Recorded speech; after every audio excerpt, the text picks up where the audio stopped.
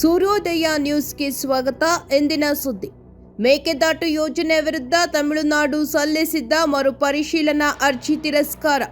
Supreme ತೀರ್ಪು ಸ್ವಾಗತಿಸಿದ DK Shivakumar. Kaveri ನದಿಯ ಮೇಲೆ ಮೇಕೆದಾಟು ಯೋಜನೆಗೆ ಸಂಬಂಧಿಸಿದಂತೆ ತಮಿಳುನಾಡು ಸರ್ಕಾರ ಸಲ್ಲಿಸಿದ್ದ ಮರುಪರಿಶೀಲನಾ ಅರ್ಜಿಯನ್ನು ಸುಪ್ರೀಂ ಕೋರ್ಟ್ ತಿರಸ್ಕರಿಸಿರುವ ತೀರ್ಪನ್ನು ಕರ್ನಾಟಕ ಉಪಮುಖ್ಯಮಂತ್ರಿ ಡಿಕೆ ಶಿವಕುಮಾರ್ ಮಂಗಳವಾರ ಸ್ವಾಗತಿಸಿದರು. ದೆಹಲಿಯಲ್ಲಿ ಸುದ್ದಿಗಾರರೊಂದಿಗೆ ಮಾತನಾಡಿದ ಡಿಸಿಎಂ ಡಿಕೆ ಶಿವಕುಮಾರ್, ಮೇಕೆದಾಟು ಯೋಜನೆಗೆ ಸಂಬಂಧಿಸಿದಂತೆ ತಮಿಳುನಾಡು ಸಲ್ಲಿಸಿದ ಮರುಪರಿಶೀಲನಾ ಅರ್ಜಿಯನ್ನು ಸುಪ್ರೀಂ ಕೋರ್ಟ್ನ 3 ಸದಸ್ಯರ ಪೀಠ ತಿರಸ್ಕರಿಸಿದೆ.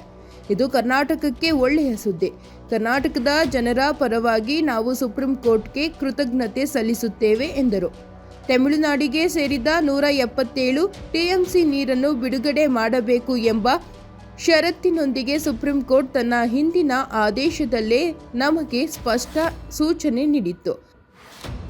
ಈಗ ಈ ಯೋಜನೆಗೆ ಸಂಬಂಧಿಸಿದ ಅಂತಿಮ ನಿರ್ಧಾರ ಕೈಗೊಳ್ಳುವುದು ಕೇಂದ್ರ ಸರ್ಕಾರದ ಹೊಣೆ.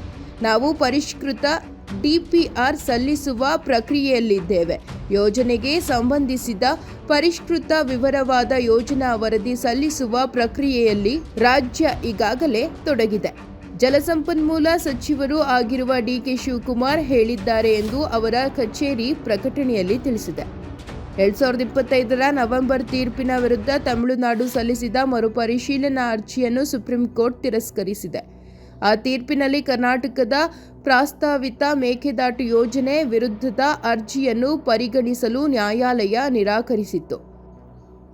ಕಾವೇರಿ ನದಿಯ ಮೇಲಿನ ಮೇಕೆದಾಟು ಯೋಜನೆ ನಿರ್ಮಾಣಕ್ಕೆ ವಿರೋಧ ವ್ಯಕ್ತಪಡಿಸಿ ತಮಿಳುನಾಡು ಸರ್ಕಾರ ಸಲ್ಲಿಸಿದ ಅರ್ಜಿಯನ್ನು ಸುಪ್ರೀಂ ಕೋರ್ಟ್ ನವೆಂಬರ್ನಲ್ಲಿ ಅಕಾಲಿಕ ಎಂದು ಹೇಳಿ ತಿರಸ್ಕರಿಸಿತ್ತು. ಆ ವೇಳೆ ರಾಜ್ಯದ ಆಕ್ಷೇಪಗಳು ಹಾಗೂ ತಜ್ಞ ಸಂಸ್ಥೆಗಳಾದ ಕಾವೇರಿ ಜಲ ನಿಯಂತ್ರಣ ಸಮಿತಿ ಮತ್ತು ಕಾವೇರಿ ಜಲ ನಿರ್ವಹಣಾ ಪ್ರಾಧಿಕಾರಗಳ ಅಭಿಪ್ರಾಯಗಳನ್ನು ಪರಿಗಣಿಸಿದ ಬಳಿಕವೇ ಯೋಜನೆಗೆ ಅನುಮೋದನೆ ನೀಡಲಾಗುವುದೆಂದು ನ್ಯಾಯಾಲಯ ಹೇಳಿತ್ತು. ಮೇಕೆದಾಟು ಯೋಜನೆ ಕರ್ನಾಟಕ ಪ್ರಸ್ತಾಪಿಸಿರುವ ಬಹುಉದ್ದೇಶಿತ ಯೋಜನೆಯಾಗಿದ್ದು, ಇದರಲ್ಲಿ ರಾಮನಗರ ಜಿಲ್ಲೆಯ ಕನಕಪುರ ಸಮೀಪ ಸಮತೋಲನ ಜಲಾಶಯ ನಿರ್ಮಾಣ ಒಳಗೊಂಡಿದೆ.